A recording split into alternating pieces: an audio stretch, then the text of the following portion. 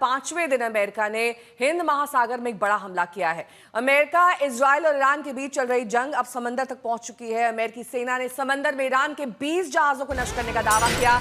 इनमें सुलेमानी श्रेणी का युद्धपोत शामिल है, जो टॉर्पीडो के हमले के बाद डूब गया। ईरानी युद्धपोत आइरिस देना को श्रीलंका के पास हमला कर डुबा दिया गया है। हमले में अब तक 87 ईरानी नौसैनिक मारे गए हैं, जानकारी श्रीलंकाई सरकार ने दी है।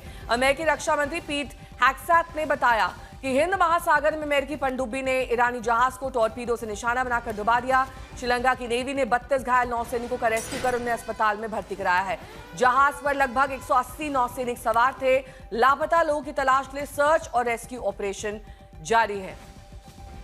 ईरान के युद्धपोत पर यह बड़ा हमला, जो लापता लोग हैं उनकी तलाश लगातार जारी है। सर्च और रेस्क्यू ऑपरेशन चल रहा है।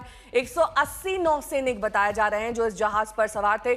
सुमित मेरे सहयोगी जुड़े हुए हैं तमाम जानकारी के साथ। सुमित, ये जो युद्धपोत जिसको नष्ट कर दिया गया और अब घायलों का उपचार श्रीलंका द्वारा कराया जा रहा है, इसके बारे में क्या ताजा जानकारी मिल रही है, क्या अपडेट है? देखिए, बिल्कुल अमेरिका की तरफ से दावा किया गया, उन्होंने रिस देना को टारगेट किया है और वो भी इंडियन ओशन के। हालांकि देखिए, इंटरनेशनल ये वाटर्स थे जहां पर इसको टारगेट किया गया है और अब ये कहा जा रहा है कि ये एक बहुत बड़ा कह सकते हैं लॉस है ईरानियन नेवी के लिए। 2021 के अंदर इसको कमीशन किया गया था, लगातार आप कह सकते हैं कि सर्विलेंस के लिए, और कई गाइडेड मिसाइल इस पर लगे हुए थे और जिनका मकसद था कि ना सिर्फ उनके नेवल असर्ट्स को सिक्योर करना। अभी इंपॉर्टेंट क्या था कि अमेरिका को ये चिंता थी कि जैसे जैसे उनका डोमिनेंस लगातार स्टेट ऑफ हॉर्मुज में बढ़ रहा है, लगातार उनका डोमिनेंस गल्फ ऑफ ओमान में बढ़ रहा है, ऐसे ही ईरान अपनी रीइंफोर्समेंट भेजेगा। यानी लगातार जो शिप दूसरे इलाकों में मौजूद है ईरान के, वो लगातार उस इलाकों में आगे बढ़ेंगे। तो शायद इसी वजह से आप मानिए कि अमेरिका की तरफ से इन सभी शिप्स को टारगेट किया जा रहा है। और एक और इंपॉर्टेंट बात यह